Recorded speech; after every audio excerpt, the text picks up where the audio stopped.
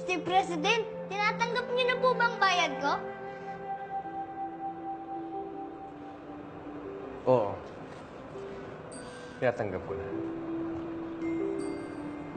At ibinabalik ko na rin sa'yo ang dignidad mo. Thank you po, Mr. President. Kamayan niyo po ako.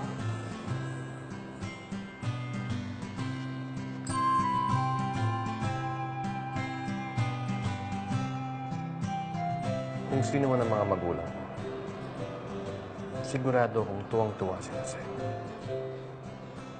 Hindi po, Mr. President. Aalis na po ako.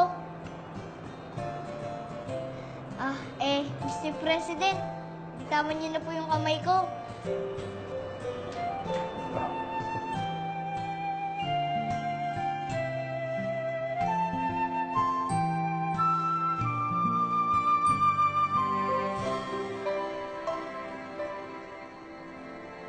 Alam niyo kung saan nag-aaral ang bata niyo. Yes, Mr. President. Mag-donate kayo ng tinapay sa kanyang eskwela. Opo.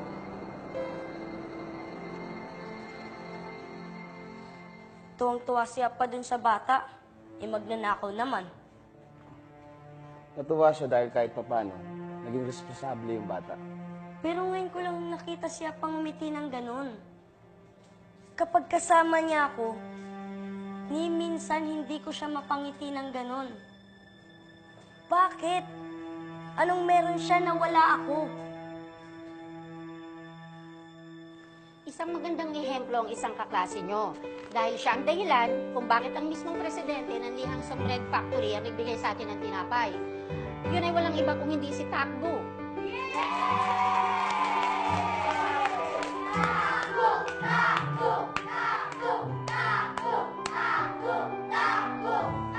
Takbo, ano masasabi mo sa mga kaklase mo? Ano po, ma'am? Kahit ano. Ito na! Kain tayo! Ang sarap ng tinapay!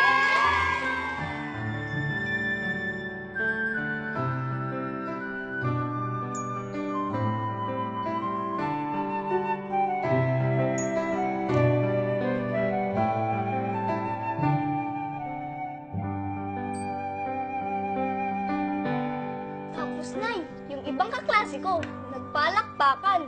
Sikat na sikat ako. Para akong artista. Artista?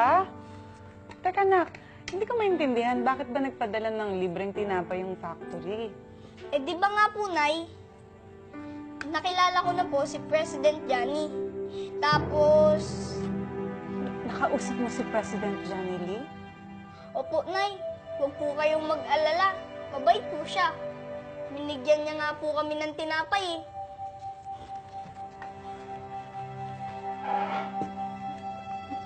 Nay, sabi daw po sa akin ni Mr. President, napahanga ko raw po siya kanina. Gusto ko pong magsumikap sa buhay para balang araw, maging presidente rin ako ng kumpanya. Kayang-kaya ko yun, Nay. Oo naman. Hindi na kayo maglalabada, Nay. Ako na ang bahala sa inyo, Pexman. Ibibil ko kayong malaking bahay. Hindi ka na mahirapan, Nay. Pangako ko yan. Tutuparin ko lahat yan. Dito?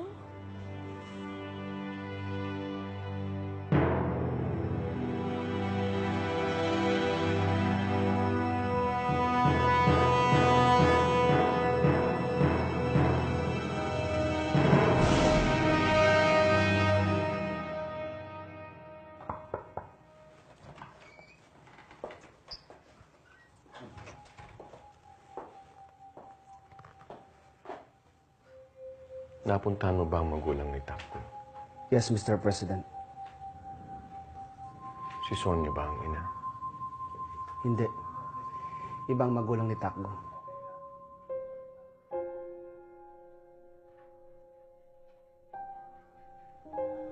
Akala ko talaga si Sonia ang ina. I'm sorry na hindi si Takbo ang hinahanap niya, Mr. President.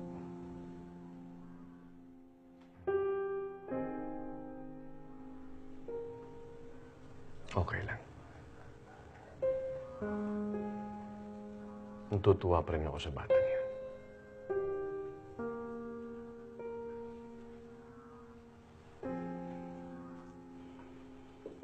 Basta't ipagpatuloy mo pa rin ang paghahanap sa anak ko.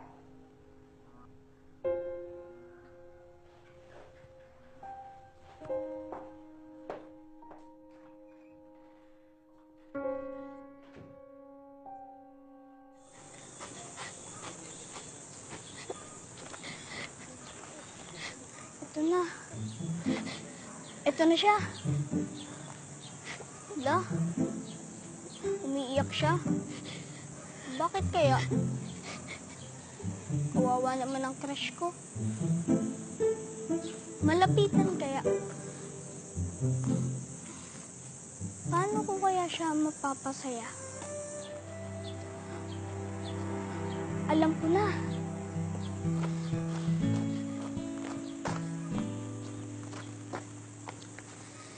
Sinong nagpayak sa'yo? Sabihin mo sa akin. Gagantihan ko. Gusto mo? Suntukin ko? Gusto mo? Tadyakan ko?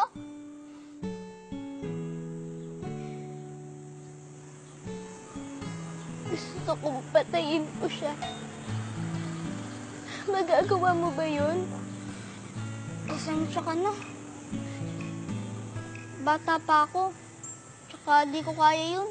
Masama yun. Pero pwede kitang pasayahin.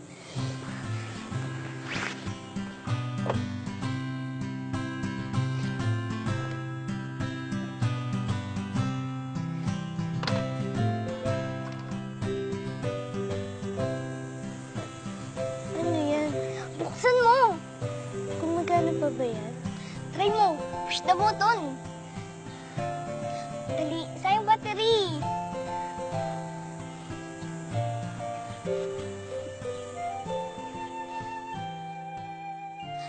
Ahem! Excuse me po! Dadampo ako! Huwag kayong humarang! Ahem! Excuse me po!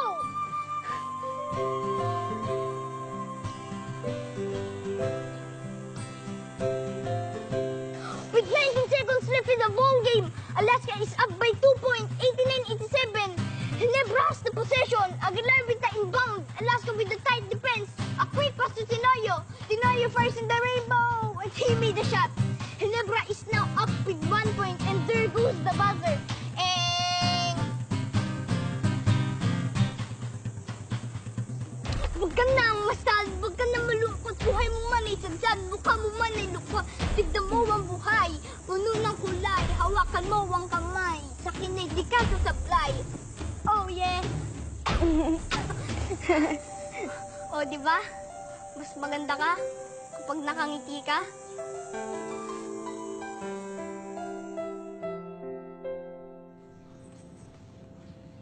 Sonia, may bisita ka. Sino daw?